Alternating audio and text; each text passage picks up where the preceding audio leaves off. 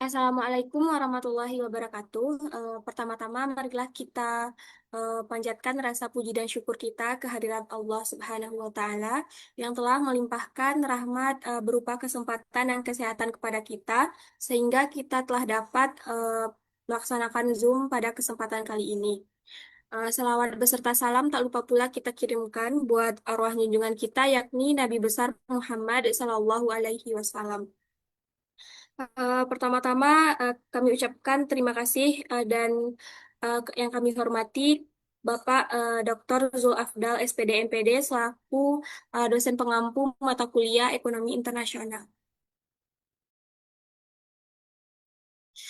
Baik, di sini saya selaku moderator akan memandu Zoom pada kesempatan ini untuk mempresentasikan progres hasil proyek artikel dan book chapter.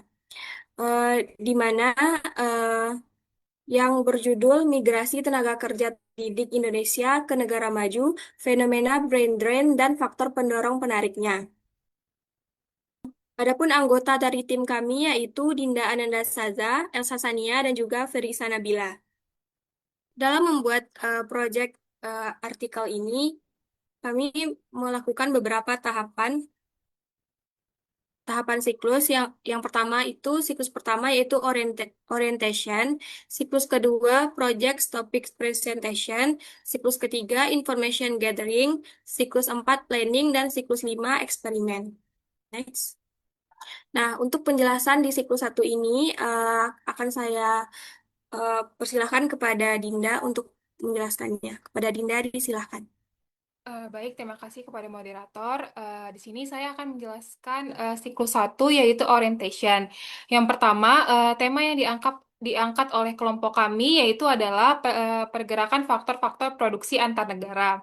Alasan kami mengambil tema ini adalah karena tema ini pergerakan faktor produksi seperti tenaga kerja, modal, dan teknologi memiliki dampak besar terhadap perekonomian suatu negara.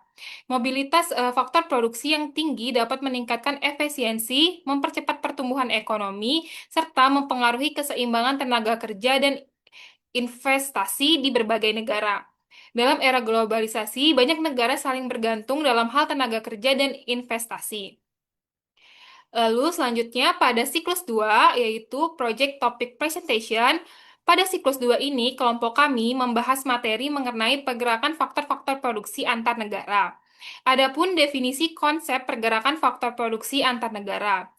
Konsep perpindahan faktor produksi antar negara merujuk pada mobilitas sumber daya seperti tenaga kerja, modal, dan teknologi dari suatu negara ke negara lainnya.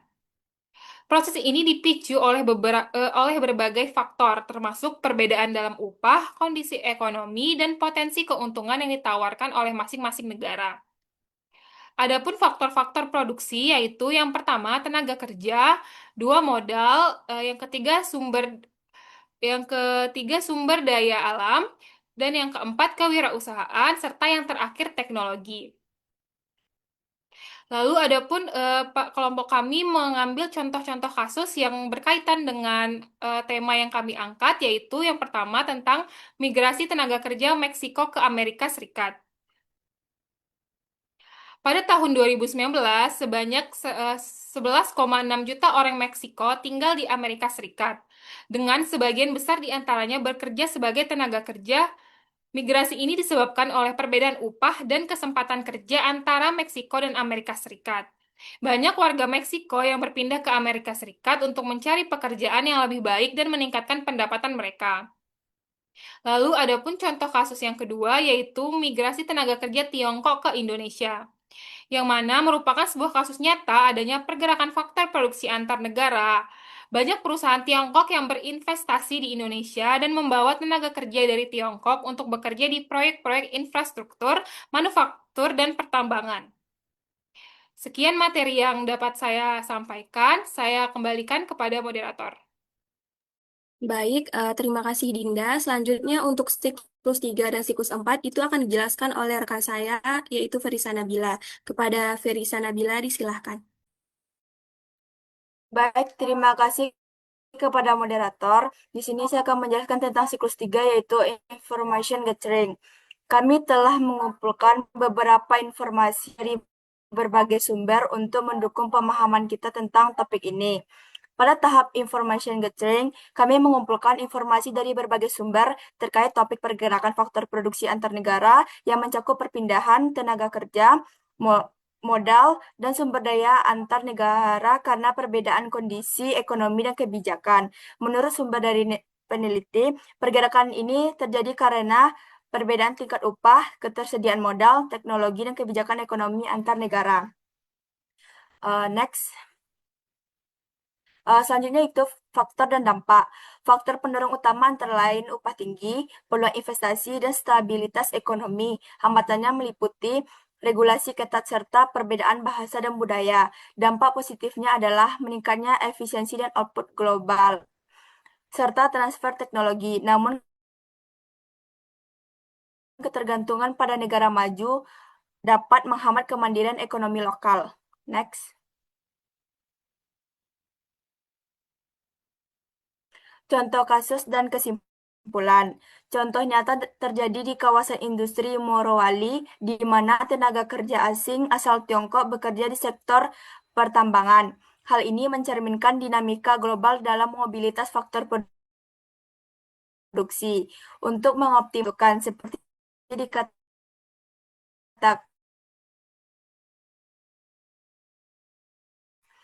kebijakan publik itu siklus 4 planning. Pada siklus 4, kelompok kami akan melaksanakan siklus 4 perencanaan pada pertemuan 9 sebagai bagian dari ini dalam proyek ini adalah mendalami topik mobilitas faktor produksi dan migrasi tenaga kerja terdidik Indonesia ke negara maju. Melalui kegiatan ini, kami bertujuan untuk memperluas pemahaman terhadap fenomena globalisasi tenaga kerja. Next. Selanjutnya yaitu perencanaan penulisan artikel ilmiah. Yang pertama, mengatur prosedur. Tahapan awal kami adalah menentukan arah. Kedua, metode eksperimen. Metode eksperimen dalam percobaan ini adalah studi literatur yang digunakan untuk menggali lebih dalam mengenai faktor-faktor yang mendorong perpindahan tenaga kerja terdidik Indonesia ke luar negeri. Yang ketiga, metode pengumpulan data. Data dikumpulkan secara deskriptif, kualitatif melalui studi literatur dari berbagai sumber terpercaya seperti jurnal ilmiah, artikel akademik, laporan kebijakan, dan buku ekonomi. Yang keempat yaitu penggunaan alat dan fasilitas. Dalam penyusunan artikel ini, kami memanfaatkan laptop dan jaringan internet untuk mengakses literatur digital, aplikasi Microsoft Word untuk kolaborasi penulisan dokumen, platform komunikasi seperti WhatsApp dan Zoom untuk koordinasi dan diskusi kelompok, serta PowerPoint untuk pembuatan media presentasi. Next, yang kelima yaitu alat evaluasi. Evaluasi proyek dilakukan melalui penilaian pemahaman materi dalam diskusi, analisis dampak kebijakan terhadap ekonomi Indonesia, dan kejelasan penyampaian hasil. Yang keenam yaitu pengujian untuk eksperimen proyek. Yang A yaitu cek sumber, memastikan jurnal dan artikel yang digunakan berasal dari sumber terpercaya dan relevan. Yang B, diskusi kritis internal. Setiap anggota menyampaikan pandangannya terhadap data yang ditemukan. Lalu kami telaah bersama dari berbagai sudut pandang untuk memperkaya analisis. Yang C, simulasi dampak kebijakan membayangkan skenario kebijakan, misalnya peningkatan fasilitas, riset, atau beasiswa. Yang D, beasiswa luar negeri dan menganalisis dampaknya berdasarkan teori ekonomi. Yang D, review proses dan hasil akhir. Kelompok melakukan refleksi terhadap seluruh rangkaian kegiatan, termasuk efektivitas kerjasama, pembagian tugas, dan kualitas keluaran analisis untuk perbaikan di tahap proyek berikutnya. Baik, sekian materi yang dapat saya sampaikan. Saya kembalikan kepada moderator. Baik, terima kasih pada Nabila. Selanjutnya untuk siklus 5 dan siklus 6 akan saya jelaskan sendiri. Untuk siklus 5 yaitu eksperimen, Sebelum menulis artikel ilmiah yang diperlukan, perencanaan awal yang matang mencakup penentuan judul, tujuan penulisan, metode penelitian, serta ruang lingkup kajian. Tahap inilah yang menjadi dasar arah penulisan artikel. Next. Nah, di siklus 5 ini kami telah menetapkan judul sementara artikel yaitu Mobilitas Faktor Produksi dan Migrasi Tenaga Kerja Terdidik Indonesia ke Negara Maju. Adapun tujuan penelitian ini adalah untuk menganalisis faktor-faktor penyebab perpindahan tenaga kerja terdidik dari suatu negara ke negara lain. Nah, dalam siklus 5 ini kami menggunakan metode penelitian yaitu yang pertama jenis penelitiannya yaitu kualitatif dan deskriptif. Kemudian metode pengumpulan data yang kami gunakan yaitu kajian literatur atau literatur review terhadap jurnal, artikel akademik, serta penelitian sebelumnya yang relevan. Kemudian teknik analisis yang kami gunakan yaitu menggunakan analisis isi atau konten analisis terhadap literatur yang dikumpulkan. Nah, ruang lingkup kajian artikel ini meliputi teori migrasi tenaga kerja dan modal manusia, fenomena perpindahan tenaga kerja terdidik, dampak sosial ekonomi dari kehilangan tenaga kerja terdidik terhadap negara berkembang, serta strategi pengelolaan tenaga kerja terdidik. Sistematika penulisan artikel, yang pertama judul, yang kedua abstrak, yang ketiga pendahuluan yang berisi latar belakang rumusan masalah. Yang ke dan tujuan. Yang keempat yaitu kajian pustaka yang berisi teori mobilitas faktor produksi, migrasi tenaga kerja terdidik, dan juga teori modal manusia. Nah, dalam metodologi itu berisi deskripsi metode studi pustaka. Kemudian dalam pembahasan berisi tentang fenomena perpindahan tenaga kerja terdidik, faktor pendorong perpindahan tenaga kerja terdidik, kemudian ada contoh kasus dari negara berkembang seperti Indonesia, India, dan juga Filipina. Kemudian terdapat dampak mobilitas tenaga kerja terdidik bagi Indonesia. Sistematika yang ketujuh yaitu kesimpulan dan rekomendasi, dan yang terakhir yaitu daftar pustaka. Baik, sekian uh, presentasi kami dari siklus 1 sampai siklus 5. Selanjutnya kami akan mempresentasikan artikel kami yaitu mengenai migrasi tenaga kerja terdidik Indonesia ke negara maju, fenomena brain drain, dan faktor pendorong penariknya. Baik, untuk pendahuluan akan dijelaskan oleh Dinda. Kepada Dinda, silahkan. Baik, terima kasih moderator. Saya akan menjabarkan tentang pendahuluan dari artikel kami, yaitu dalam era globalisasi, mobilitas faktor produksi, khususnya tenaga kerja terdidik, menjadi fenomena yang signifikan di Indonesia. Fenomena brain drain yaitu migrasi tenaga kerja terampil dan berpendidikan tinggi ke luar negeri telah menjadi tantangan serius bagi pembangunan nasional. Banyak profesional di Indonesia, terutama di bidang teknologi, kesehatan, dan akademik, memilih untuk bekerja di luar negeri karena insentif finansial yang lebih baik, lingkungan kerja yang kondusif, serta peluang karir yang lebih menjanjikan. Selanjutnya yaitu adapun fenomena migrasi tenaga kerja terdidik di Indonesia.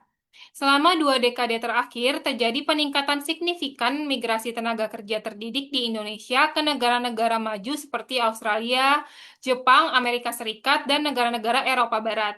Para migran ini umumnya berasal dari sektor profesional seperti teknologi, informasi, kesehatan, pendidikan, dan teknik. Banyak dari mereka bahkan memilih untuk pindah ke warganegaraan, terutama ke Singapura. Baiklah, sekian yang dapat saya jelaskan. Saya kembalikan kepada moderator. Baik, terima kasih Dinda. Selanjutnya untuk pemateri selanjutnya akan dijelaskan oleh Nabila. Kepada Nabila, disilahkan.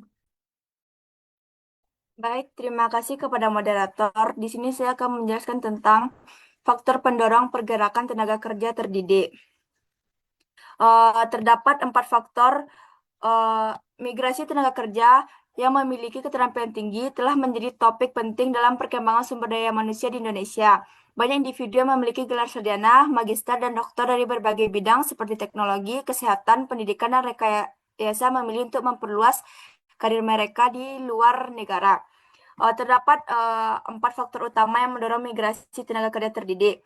Yang pertama itu ketidaksesuaian pasar kerja, lulusan tidak terserap karena minimnya lapangan kerja yang sesuai. Yang kedua yaitu keseimbangan pendapatan, upah dan jaminan sosial di Indonesia lebih rendah dibanding negara maju. Yang ketiga itu minimnya fasilitas riset dan inovasi, peneliti kesulitan mengembangkan potensi karena kurangnya dukungan. Yang keempat itu lingkungan sosial politik yang tidak kondusif, birokrasi dan sistem karir yang tidak adil menjadi hambatan. Yang selanjutnya itu next. Materi selanjutnya itu faktor penarik pergerakan tenaga kerja terdidik. Yang dimana kesempatan kerja internasional atas kerja profesional. Negara-negara dengan perkembangan tinggi biasanya memberikan lebih banyak opsi karir yang jelas dan profesional. Suasana kerja di negara lain cenderung berfokus pada meritokrasi, di mana keahlian individu dihargai dengan lebih baik. Selanjutnya itu peningkatan kualitas hidup dan layanan publik yang lebih baik. Akses kepada layanan publik yang berkualitas seperti pendidikan yang terjamin untuk anak, pelayanan kesehatan universal, perlindungan pribadi, dan kepastian hukum menjadi pendorong utama bagi para profesional dan memilih negara maju sebagai tempat tinggal dan bekerja. Yang selanjutnya itu bantuan lembaga dan beasiswa. Negara-negara yang telah maju seperti Jepang, Belanda, dan Australia secara cermat mengalokasikan dana untuk program beasiswa dan jenis visa kerja tertentu. Program-program ini dirancang dengan baik untuk menarik individu berbakat dari negara-negara yang sedang berkembang. Yang terakhir yaitu jaringan diaspora dan komunitas profesional global. Keberadaan komunitas diaspora Indonesia yang sudah terjalin baik di negara-negara maju menjadi elemen penting yang menarik para migran, memberikan rasa aman serta kenyamanan yang luar biasa bagi mereka yang berencana untuk bermigrasi. Baik, sekian yang dapat saya sampaikan. Saya kembalikan kepada moderator. Baik, terima kasih kepada Nabila. Selanjutnya, saya akan melanjutkan untuk menjelaskan mengenai dampak migrasi tenaga kerja terdidik bagi Indonesia. Terdapat dampak negatif dan juga dampak positif. Nah, dampak negatifnya yaitu tren dapat mengurangi sumber daya manusia unggul di bidang penting, menurunkan inovasi dan riset, serta memperlebar ketimpangan pembangunan karena daerah kehilangan potensi penggerak ekonomi. Nah, dampak positifnya, migrasi tidak selalu berujung pada brand-brand atau kehilangan yang bersifat permanen. Sebaliknya, perpindahan pada para profesional ini dapat menjadi saluran penting untuk inovasi dan juga pemindahan teknologi baru melalui konsep sirkulasi otak. Adapun strategi kebijakan dan rekomendasinya yaitu meningkatkan minat profesional untuk berkarya di tanah air, peningkatan kapasitas riset dan juga inovasi domestik, penguatan dan mobilisasi diaspora, dan juga kebijakan retensi dan reintegrasi sumber daya manusia. Baik, dapat kami simpulkan bahwa fenomena migrasi tenaga kerja terdidik dari Indonesia ke negara-negara maju merupakan bentuk nyata dari mobilitas faktor produksi di era globalisasi. Migrasi ini tidak hanya dipicu oleh ketimpangan upah, minimnya fasilitas pengembangan profesional di dalam negeri, tetapi juga ditarik oleh tawaran kualitas hidup yang lebih baik, kesempatan karir global, serta dukungan institusi di negara tujuan.